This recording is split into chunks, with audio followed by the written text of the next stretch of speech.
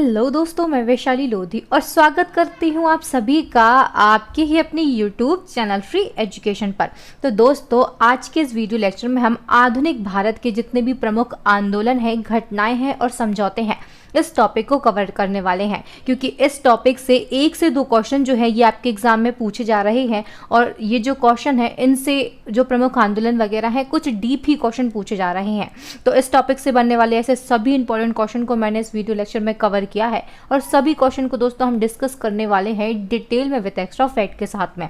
आधुनिक भारत यानी यहाँ पर दोस्तों हम 1885 से लेकर 1951 तक के जितने भी इंपॉर्टेंट आंदोलन वगैरह हैं, जितनी प्रमुख घटनाएं हैं, जितने समझौते हैं, उन सभी को डिस्कस करने वाले हैं और उन सभी से रिलेटेड इंपॉर्टेंट फैक्ट को भी हम इस वीडियो लेक्चर में कवर करेंगे। तो चलिए दोस्तों, ज़्यादा बातचीत ना करते हुए हमारे वीडियो लेक्चर की शुरुआत कर लेते हैं और इसी के साथ में बढ़ते हैं दोस्तों हमारे फर्स्ट क्वेश्चन की ओर। तो पहला हमारा क्वेश्चन है, भारतीय राष्ट्रीय कांग्रेस की स्थापना कब की गई थी। क्वेश्चन को पढ़कर ही दोस्तों आप समझ गए होंगे ये क्वेश्चन कितना ज़्यादा इंपॉर्टेंट है आपके एग्जाम पॉइंट ऑफ व्यू से। आपने जिस भी एग्जाम की तैयारी की है, जिस एग्जाम की आप तैयारी कर रहे हैं, उसके अगर आपने प्रीवियस ईयर के क्वेश्चन पेपर लगाए होंगे तो ये जो क्वेश्चन है कई बार आपको एग्जाम में मिला होगा। आपके जो एग्जाम पेपर है उनमें ये क्वेश्चन आपने कई बार देखा होगा। ये क्वेश्चन काफी ज्यादा इंपॉर्टेंट है। भारतीय राष्ट्रीय कांग्रेस से एक क्वेश्चन आपके एग्जाम में पूछा जा सकता है। इससे बनने वाले सभी इंपॉर्टेंट फैक्ट जो है मैंने उन सभी को यहाँ पर इस वीडियो लेक्चर में कवर किया है। आप चाहें तो वीडियो को पॉज करके उन सभी को नोट डाउन कर सकते हैं या फिर स्क्रीनशॉट भी ले सकते हैं। तो भारतीय राष्ट्रीय कांग्रेस की जो स्थापना है ये वर्ष 1885 में की गई थी। ऑप्शन नंबर सी जो है ये बिल्कुल हमारा करेक्ट आंसर हो जाएगा। इससे जुड़े हुए सभी इंपॉर्टेंट फैक्ट को हम यहाँ पर कवर करेंगे। भारतीय राष्ट्रीय कांग्रेस इसकी स्थापना कब की गई थी, तो 28 दिसंबर 1885 को की गई थी। किस स्थान पर की गई थी, तो गोकुल दास तेजपाल संस्कृत विद्यालय जो कि मुंबई में है, यहाँ पर इस स्थान पर इसकी स्थापना की गई थी। संस्थापक कौन थे, तो A.O. ह्यूम जो है, जिनका पूरा नाम है एलन ऑक्टेवियो ह्यूम, इनके द्वारा इसकी स्थापना की गई थी। ये इसके संस्थापक है। उस समय वायसराय कौन थे, ये क्वेश्चन कई बार एग्जाम में पूछा गया है। तो लॉर्ड डफरिन जो है ये उस समय वायसराय थे जब कांग्रेस की स्थापना की गई थी। प्रथम अध्यक्ष कौन थे, तो ये व्योमेश चंद्र बनर्जी थे। प्रथम मुस्लिम अध्यक्ष की अगर हम बात करते हैं तो बदरुद्दीन तैयब जी थे और प्रथम महिला अध्यक्ष कौन थी, तो ये एनी बेसेंट थी। और भी इंपॉर्टेंट फैक्ट है, ये एग्जाम में पूछा जा सकता है कि प्रथम भारतीय महिला अध्यक्ष कौन थी, तो ये सरोजनी नायडू थी। दोनों में आपको कंफ्यूज नहीं होना है। यहाँ पर हम प्रथम महिला अध्यक्ष की बात कर रहे हैं जो कि एनी बेसेंट थी और यहाँ पर हम प्रथम भारतीय महिला अध्यक्ष की बात कर रहे हैं जो कि सरोजनी नायडू थी। ये जितने भी फैक्ट हैं एग्जाम में कई बार पूछे गए हैं, इन सभी को आप चाहें तो नोट डाउन कर लीजिए। चलिए नेक्स्ट हमारा क्वेश्चन है, होम रूल आंदोलन की शुरुआत किसने की थी। तो यहाँ पर बात होम रूल आंदोलन की हो रही है, तो इसकी जो शुरुआत है ये बाल गंगाधर तिलक और एनी बेसेंट के द्वारा की गई थी। इसी के साथ में ऑप्शन नंबर बी जो है ये बिल्कुल हमारा करेक्ट आंसर हो जाएगा। क्वेश्चन जो है ये काफी ज्यादा इंपॉर्टेंट है आपके एग्जाम पॉइंट ऑफ व्यू से। इंपॉर्टेंट फैक्ट को हम यहाँ पर कवर करेंगे। तो होम रूल आंदोलन जो है ये आयरलैंड के होम रूल आंदोलन से प्रभावित था। ये क्वेश्चन एग्जाम में कई बार पूछा गया है कि भारत का जो होम रूल आंदोलन है ये किस देश के होम रूल आंदोलन से प्रभावित था, तो वहां पर आपका आंसर होगा आयरलैंड। ये जो आंदोलन की शुरुआत कब की गई थी, तो 1916 में, और किसके द्वारा, तो बाल गंगाधर तिलक और एनी बेसेंट के द्वारा इसकी शुरुआत की गई थी। एग्जाम में क्वेश्चन पूछा जा सकता है कि बेलगांव होम रूल लीग जो है इसकी स्थापना किसने की थी, तो बाल गंगाधर तिलक के द्वारा की गई थी। और मद्रास में होम रूल लीग की स्थापना जो है ये एनी बेसेंट के द्वारा की गई थी। ये जितने भी फैक्ट हैं कई बार एग्जाम में पूछे गए हैं, आपके एग्जाम पॉइंट ऑफ व्यू से बेहद ही महत्वपूर्ण है और इस टॉपिक से क्वेश्चन जो है ये एग्जाम में पूछे जा रहे हैं। चलिए तो इन सभी को आप मेरे साथ में याद करते चलिए। नेक्स्ट हमारा क्वेश्चन है, काला कानून के नाम से प्रसिद्ध एक्ट कौन सा है। तो यहाँ पर काले कानून की बात हो रही है, ये रोलेट एक्ट को कहा जाता है। ऑप्शन नंबर डी जो है ये इसी के साथ में बिल्कुल हमारा करेक्ट आंसर हो जाएगा। अब बात करते हैं रोलेट एक्ट की कि आखिर ये एक्ट है क्या। तो रोलेट एक्ट जो है इसके तहत जो ब्रिटिश सरकार है अगर इनके खिलाफ कोई साजिश रच रहा है तो साजिश रचने के संदेह पर ही ये किसी को भी बिना वारंट के गिरफ्तार कर सकते थे। ये रोलेट एक्ट था और ये भी इसमें था कि बिना किसी अनिश्चित काल के, मतलब उनको टाइम नहीं दिया जाएगा कि आपको इतने समय के लिए हिरासत में रखा जा रहा है या फिर गिरफ्तार किया जा रहा है। अनिश्चित काल के लिए ही किसी को भी हिरासत में रखा जा सकता था। तो रोलेट एक्ट है, भारतीयों के द्वारा इस एक्ट को काला कानून कहा गया था। चलिए इससे जुड़े हुए इंपॉर्टेंट फैक्ट को हम यहाँ पर कवर करेंगे। तो जो रोलेट एक्ट है इसको मार्च 1919 में अंग्रेजों ने भारत में उभर रहे राष्ट्रीय आंदोलन को कुचलने के लिए ये जो कानून है ये बनाया था। और रोलेट एक्ट जो है आपको डेट याद रखनी है, कब लागू किया गया था, तो 21 मार्च 1919 को लागू किया गया था। ये जो एक्ट है किसके द्वारा इसको पारित किया गया था, तो ये जो अधिनियम है इसको मार्च 1919 में इंपीरियल लेजिस्लेटिव काउंसिल जो है इसके द्वारा पारित किया गया था। अब ये जो एक्ट है इसका आधिकारिक नाम अभी एक एग्जाम में पूछा गया था। तो रोलेट एक्ट का आधिकारिक नाम अराजक और क्रांतिकारी अपराध अधिनियम 1919 है, इसको भी आप याद रखेंगे। ये जो एक्ट है इसको बिना वकील, बिना अपील और बिना दलील का कानून भी कहा जाता है। एग्जाम में कई बार क्वेश्चन पूछा गया है, इसको आप नोट डाउन कर लीजिए। और दोस्तों ये जो एक्ट है सबसे पहले इसके लिए किसको गिरफ्तार किया गया था, तो इस एक्ट के तहत सबसे पहले 10 अप्रैल 1919 को पंजाब के दो लोकप्रिय नेता थे डॉक्टर सत्यपाल और सैफुद्दीन किचलू, इनको पुलिस ने गिरफ्तार कर लिया था। सबसे पहले इन दोनों की ही गिरफ्तारी हुई थी। ये जितने भी फैक्ट मैंने आपको बताया आपके एग्जाम पॉइंट ऑफ व्यू से बेहद ही महत्वपूर्ण है। आपको अपना जो कॉन्सेप्ट है ये बिल्कुल क्लियर करके चलना है और आपके एग्जाम में सीधा फैक्चुअल डाटा पूछा जाता है तो इन सभी को आप नोट डाउन कर सकते हैं। नेक्स्ट हमारा क्वेश्चन जो है ये प्रीवियस क्वेश्चन से रिलेट करता है, रोलेट एक्ट के बारे में है। क्वेश्चन में पूछा गया है भारतीय स्वतंत्रता संग्राम के दौरान रोलेट एक्ट ने किस कारण से सार्वजनिक रोष उत्पन्न किया। तो यहाँ पर आपको 4 ऑप्शन दिए गए हैं, इसका आंसर जो है आप सभी इन ऑप्शन को पढ़कर कमेंट सेक्शन में कमेंट करेंगे। और चलिए दोस्तों अब बढ़ते हैं हमारे नेक्स्ट क्वेश्चन की ओर। और उससे पहले मैं थोड़ी सी इंपॉर्टेंट इन्फॉर्मेशन आप सभी के लिए देना चाहती हूँ। ये आपके लिए काम की इन्फॉर्मेशन हो सकती है अगर आप करंट अफेयर्स को डिटेल में पढ़ना चाहते हैं या फिर टॉपिक वाइज करंट अफेयर्स को पढ़ना चाहते हैं। तो दोस्तों हमारी करंट अफेयर्स की जो अपडेटेड ई बुक है ये ई बुक लॉन्च हो चुकी है। इस ई बुक में आपको 45+ करंट अफेयर्स के टॉपिक मिल जाएंगे। टॉपिक वाइज करंट अफेयर की हम बात कर रहे हैं। 1100+ में डिटेल MCQ भी दिए हुए हैं। तो आप चाहें तो इस ई बुक को अभी डाउनलोड कर सकते हैं। इसकी जो लिंक है ये आपको डिस्क्रिप्शन में मिल जाएगी। चलिए दोस्तों बढ़ते हैं अब नेक्स्ट क्वेश्चन की ओर। और यहाँ पर नेक्स्ट हमारा क्वेश्चन है जलियांवाला बाग हत्याकांड किस दिन घटित हुआ था। तो जलियांवाला बाग हत्याकांड की जो दुखद घटना है दोस्तों ये 13 अप्रैल 1919 को हुई थी। ऑप्शन नंबर बी जो है ये बिल्कुल हमारा करेक्ट आंसर हो जाएगा। अब बात हुई है जलियांवाला बाग हत्याकांड की, तो इससे जुड़े हुए सभी इंपॉर्टेंट फैक्ट को हम कवर करेंगे जो कि आपके एग्जाम पॉइंट ऑफ व्यू से बेहद ही महत्वपूर्ण है। तो जलियांवाला बाग हत्याकांड की जो दुखद घटना है ये 13 अप्रैल 1919 को बैसाखी के दिन घटित हुई थी। इसको आप याद रखिए दोस्तों, ये पूछा जाता है ये घटना क्या थी, क्या हुआ था जलियांवाला बाग हत्याकांड में। तो रोलेट एक्ट जो है इसके विरोध में पंजाब के अमृतसर में जलियांवाला बाग जो है यहाँ पर एक सभा का आयोजन किया गया था। और ये जो सभा है इसमें लोग बहुत ही शांतिपूर्वक विरोध कर रहे थे, लेकिन क्या हुआ तो जो जनरल डायर थे इनकी प्री प्लानिंग थी और इन्होंने इन लोगों पर बहुत ही ज्यादा अंधाधुंध गोलियां चलवा दी थी और इसमें दोस्तों बहुत से लोगों की दुखद मृत्यु हो गई थी। ये जो घटना है इसके पश्चात जो महात्मा गांधी हैं इन्होंने केसरे हिंदी की उपाधि और रविन्द्रनाथ टैगोर ने सर की उपाधि जो है ये वापस लौटा दी थी। ये क्वेश्चन आपके एग्जाम में सीधे के सीधे पूछे जाते हैं। ये जो घटना हुई थी इसके लिए एक जांच आयोग को नियुक्त किया गया था, इसका नाम आपके एग्जाम में पूछा जाता है। तो जो हंटर कमीशन है इसको इस घटना की जांच के लिए नियुक्त किया गया था, जिसमें सरकारी रिपोर्ट के अनुसार दोस्तों 379 लोग और कांग्रेस समिति के अगर अनुसार हम बात करते हैं तो लगभग 1000 लोग जो है ये मारे गए थे। ये जो सभा है इसकी मुखाबरी किसने की थी, तो हंसराज नामक एक भारतीय था, इसने इस आयोग की मुखाबरी की थी और जनरल डायर का सहयोग किया था, जिसके पश्चात ये जो दुखद घटना है ये घटित हुई थी। ये जितने भी फैक्ट मैंने आपको बताया बहुत ही ज्यादा इंपॉर्टेंट है आपके एग्जाम पॉइंट ऑफ व्यू से, कई बार एग्जाम में पूछे गए हैं। नेक्स्ट हमारा क्वेश्चन है खिलाफत आंदोलन के संस्थापक कौन थे। तो खिलाफत आंदोलन इसके संस्थापक थे अली बंधु। ऑप्शन नंबर सी जो है ये बिल्कुल हमारा करेक्ट आंसर हो जाएगा। अब खिलाफत आंदोलन, तो इससे जुड़े हुए सभी इंपॉर्टेंट फैक्ट को हम यहाँ पर कवर करेंगे। खिलाफत आंदोलन जो है ये क्या था, तो तुर्की में खलीफा के पद के समर्थन में ब्रिटेन के खिलाफ ये आंदोलन चलाया जा रहा था। और जो खिलाफत आंदोलन है इसकी शुरुआत भारत में किसने की थी, तो अली बंधु ने की थी। ये जो अली बंधु हैं ये 2 मुस्लिम भाई थे। कौन कौन से थे, तो शौकत अली और मोहम्मद अली जो है ये इनका नाम है और इनके द्वारा वर्ष 1919 में खिलाफत आंदोलन जो है इसकी शुरुआत की गई थी। ये फैक्ट आपके एग्जाम में पूछे जाते हैं, काफी ज्यादा इंपॉर्टेंट है, आप नोट डाउन कर लीजिए। नेक्स्ट हमारा क्वेश्चन है असहयोग आंदोलन कब शुरू किया गया था। तो जो असहयोग आंदोलन है ये अगस्त 1920 को शुरू किया गया था। ऑप्शन नंबर ए जो है ये बिल्कुल हमारा करेक्ट आंसर हो जाएगा। अब असहयोग आंदोलन तो इसको किसके द्वारा शुरू किया गया था, ये आपके एग्जाम में पूछा जाता है। तो महात्मा गांधी जी के नेतृत्व में 1 अगस्त 1920 को ये जो आंदोलन है इसकी शुरुआत की गई थी। चलिए दोस्तों बढ़ते हैं नेक्स्ट क्वेश्चन की ओर, और यहाँ पर नेक्स्ट हमारा क्वेश्चन है चोरी चोरा की घटना कब घटित हुई थी। तो जो चोरी चोरा की घटना है ये 5 फरवरी 1922 को घटित हुई थी।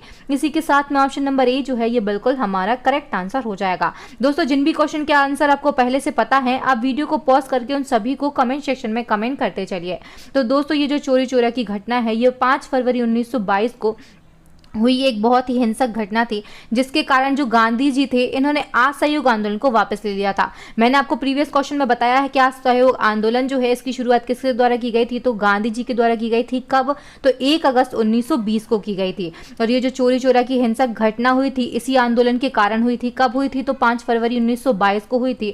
और ये जो घटना जब हुई थी तो इसके बाद में गांधी जी के द्वारा असहयोग आंदोलन जो है इसको वापस ले लिया गया था। ये कारण आपके एग्जाम में पूछा जाता है, इसको भी आप याद रखिएगा। और ये जो घटना है इसने क्या हुआ था इस घटना में, तो भीड़ ने जो पुलिस थाना था इसमें आग लगा दी थी, जिसमें 22 पुलिसकर्मी जो हैं इनकी दुखद मृत्यु हो गई थी। चलिए बढ़ते हैं नेक्स्ट क्वेश्चन की ओर, और यहाँ पर नेक्स्ट हमारा क्वेश्चन है वर्ष 1928 में भारत में आए उस कमीशन का नाम बताइए जिसका उद्देश्य भारत की संवैधानिक व्यवस्था में सुधार करना था। तो दोस्तों भारत की संवैधानिक व्यवस्था में सुधार करने के लिए ब्रिटेन द्वारा एक कमीशन जो है ये भारत भेजा गया था। इस कमीशन का नाम क्या है, तो इसका नाम है दोस्तों Simon commission. Option number D जो है ये बिल्कुल हमारा करेक्ट आंसर हो जाएगा। इससे जुड़े हुए इंपॉर्टेंट फैक्ट को हम यहाँ पर कवर करेंगे। तो जो साइमन कमीशन है इसकी नियुक्ति ब्रिटिश प्रधानमंत्री द्वारा वर्ष 1927 में सर साइमन के नेतृत्व में की गई थी, इसीलिए इस कमीशन का नाम साइमन कमीशन रखा गया था। इस कमीशन में 7 सदस्य थे, और ये जो कमीशन है ये वर्ष 1928 में भारत आया था। इसका मुख्य कार्य क्या था, तो भारत की संवैधानिक व्यवस्था में सुधार करना इसका मुख्य यानी कि मेन वर्क था। तो ये जो साइमन कमीशन है इसमें कोई भी भारतीय सदस्य नहीं था, इसलिए भारतीयों ने इसका बहुत ही ज़्यादा बढ़ चढ़कर विरोध किया था। और इस कमीशन को दोस्तों व्हाइट कमीशन कहा गया भारतीयों के द्वारा। ये जितने भी फैक्ट मैंने बताए काफी ज्यादा इंपॉर्टेंट हैं। चलिए दोस्तों बढ़ते हैं अब नेक्स्ट क्वेश्चन की ओर, और यहाँ पर नेक्स्ट हमारा क्वेश्चन है किस कांग्रेस अधिवेशन में 31 दिसंबर 1929 को पूर्ण स्वराज की घोषणा की गई थी। तो जो पूर्ण स्वराज की घोषणा है सबसे पहले आपको ये याद रखनी है कि किस डेट में की गई थी, तो 31 दिसंबर 1929 को ये घोषणा की गई थी। किस अधिवेशन में की गई थी, तो कांग्रेस का जो लाहौर अधिवेशन है इसमें ये घोषणा की गई थी। ऑप्शन नंबर सी जो है ये बिल्कुल हमारा करेक्ट आंसर हो जाएगा। आपने प्रीवियस ईयर के क्वेश्चन पेपर लगाए होंगे तो ये क्वेश्चन भी आपको कई बार एग्जाम में देखने के लिए मिला होगा। इंपॉर्टेंट फैक्ट को हम कवर करेंगे। तो पूर्ण स्वराज का जो प्रस्ताव है ये 1929 में भारतीय राष्ट्रीय कांग्रेस के लाहौर अधिवेशन में पारित किया गया था। और वर्ष 1929 में कांग्रेस का जो लाहौर अधिवेशन है इसकी अध्यक्षता किसके द्वारा की गई थी, तो पंडित जवाहरलाल नेहरू के द्वारा इस अधिवेशन की अध्यक्षता की गई थी। मैंने आपको पहले ही बताया कि भारतीय राष्ट्रीय कांग्रेस से एक क्वेश्चन हर एग्जाम में पूछा जा रहा है।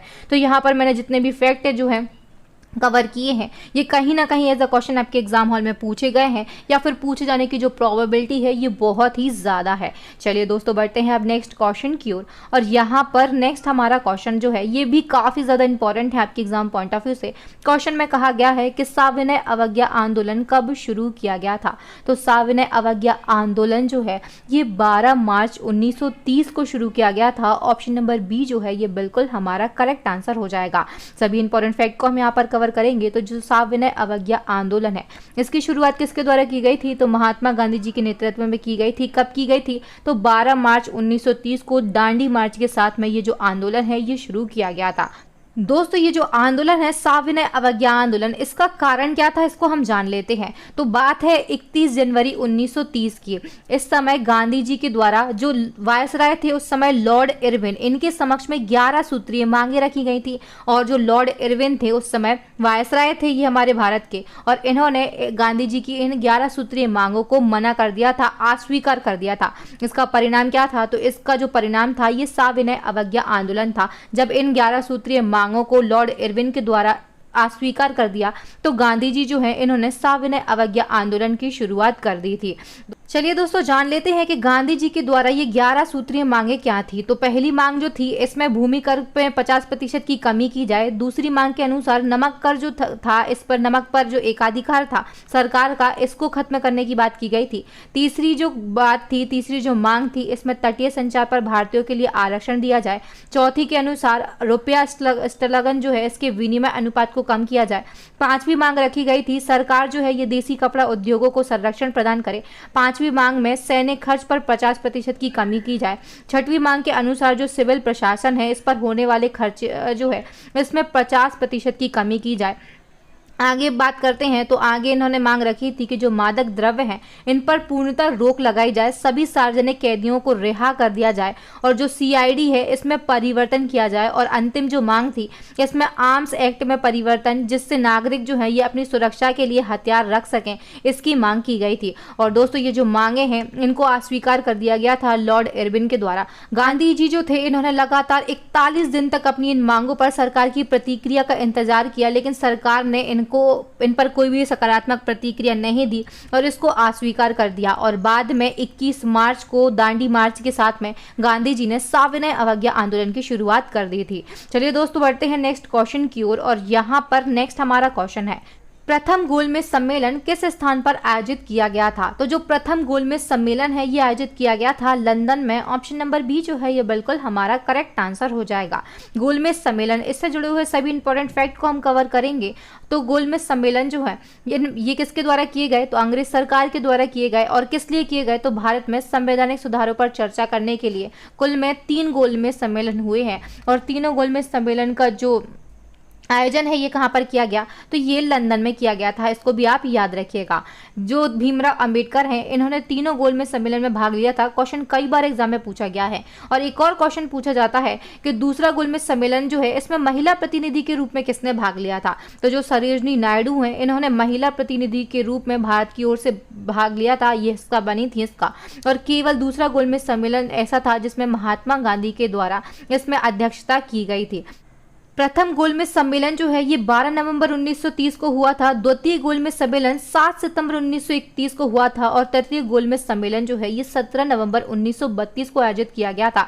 इनसे क्वेश्चन एग्जाम में पूछे जाते हैं, ये डेट सीधा पूछ ली जाती हैं। और तीनों गोलमेज सम्मेलन जो है, इनके समय इंग्लैंड के प्रधानमंत्री कौन थे? तो ये थे रैमजे मैकडोनाल्ड। ये जितने भी फैक्ट मैंने बताए, काफी ज्यादा इंपॉर्टेंट है आपके एग्जाम पॉइंट ऑफ व्यू से। नेक्स्ट हमारा क्वेश्चन है, गांधी इरविन समझौता कब हुआ था? तो जैसा कि हम प्रीवियस क्वेश्चन में सविनय अवज्ञा आंदोलन वाले क्वेश्चन में बात कर चुके हैं कि गांधी जी जो है, इन्होंने इरविन जो थे, लॉर्ड इरविन थे, इनके सामने 11 सूत्रीय मांगे रखी थी और इनके द्वारा इन मांगों को अस्वीकार कर दिया गया था। इसी के बाद में ये जो गांधी इरविन समझौता था, ये इसी से रिलेटेड है। तो ये कब हुआ था? तो दोस्तों, ये जो गांधी इरविन समझौता है, ये 5 मार्च 1931 को हुआ था। ऑप्शन नंबर सी जो है, ये बिल्कुल हमारा करेक्ट आंसर हो जाएगा।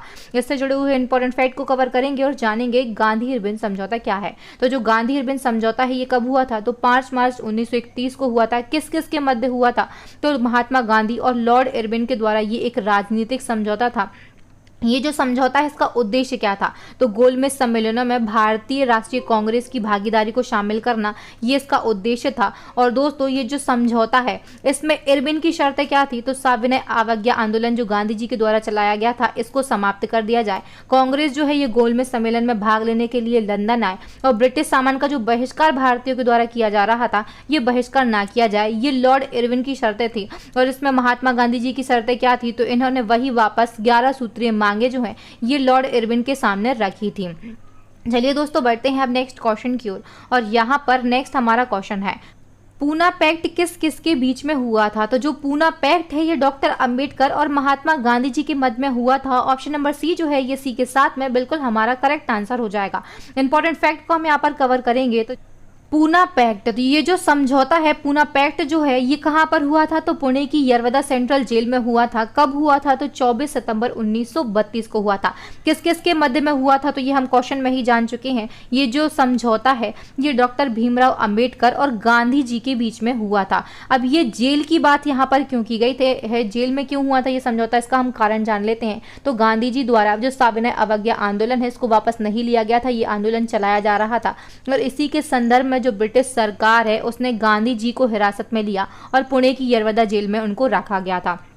अब ये समझौता किस किस के मध्य में हुआ, तो भीमराव अंबेडकर और गांधी जी के मध्य में हुआ था। जो भीमराव अंबेडकर हैं उनके द्वारा दलित वर्ग के लिए पृथक निर्वाचन मंडल की मांग रखी गई थी, लेकिन गांधी जी ने इसको इनकार कर दिया और एक समझौता हुआ। इसका परिणाम क्या था, तो केंद्रीय विधानमंडल जो है इसमें दलित वर्ग के लिए सुरक्षित सीटों की जो संख्या है ये 18% बढ़ा दिया गया था, और जो प्रांतीय विधानमंडल है इनमें आरक्षित सीटों की जो संख्या है दलित वर्ग के लिए ये 71 से बढ़ाकर 147 कर दी गई थी। आई होप आपका ये जो कॉन्सेप्ट है ये क्लियर हो चुका होगा। अगर दोस्तों मेरा पढ़ाना और वीडियो अच्छा लग रहा हो तो प्लीज़ वीडियो को लाइक कर दें। हमारे चैनल को सब्सक्राइब नहीं किया है तो प्लीज़ जल्दी से चैनल को सब्सक्राइब भी कर दें। चलिए दोस्तों नेक्स्ट हमारा क्वेश्चन है, मोहम्मद अली जिन्ना ने पाकिस्तान की मांग किस वर्ष की थी। तो पाकिस्तान की मांग जो है ये मोहम्मद अली जिन्ना के द्वारा की गई थी। किस वर्ष की गई थी, तो 1940 में की गई थी। ऑप्शन नंबर बी जो है ये बिल्कुल हमारा करेक्ट आंसर हो जाएगा। इंपॉर्टेंट फैक्ट को हम कवर करेंगे तो जो पाकिस्तान की मांग है ये मुस्लिम लीग के लाहौर अधिवेशन में की गई थी। ये फैक्ट आपके एग्जाम में पूछा जाता है। इसकी जो अध्यक्षता है लाहौर अधिवेशन की जो 1940 में हुआ था किसने की थी, तो मोहम्मद अली जिन्ना ने की थी, और इसी में पाकिस्तान की मांग रखी गई थी। अब बात हुई है मुस्लिम लीग की, तो इसकी स्थापना कब हुई थी, 30 दिसंबर 1906 को हुई थी। किसके द्वारा, तो ढाका में सलीम उल्लाह और आगा खां के द्वारा इसकी अध्यक्षता की गई थी, इसकी स्थापना की गई थी। इसका पहला अध्यक्ष किससे बनाया गया था, तो जो आगा खां थे ये मुस्लिम लीग के प्रथम अध्यक्ष थे। इंपॉर्टेंट फैक्ट है, आप याद कर लीजिए। नेक्स्ट हमारा क्वेश्चन है, भारत की संविधान सभा किसके तहत गठित की गई थी। तो दोस्तों भारत की जो संविधान सभा है इसका गठन किया गया था कैबिनेट मिशन योजना के द्वारा। ऑप्शन नंबर बी जो है ये बिल्कुल हमारा करेक्ट आंसर हो जाएगा। ये क्वेश्चन कई बार एग्जाम में पूछा गया है, बहुत ही ज्यादा इंपॉर्टेंट है आपके एग्जाम पॉइंट ऑफ व्यू से। और जो कैबिनेट मिशन जो है ये भारत कब आया था, ये क्वेश्चन भी आपके एग्जाम में पूछा जा सकता है। तो वर्ष 1946 में जो कैबिनेट मिशन है ये भारत में आया था।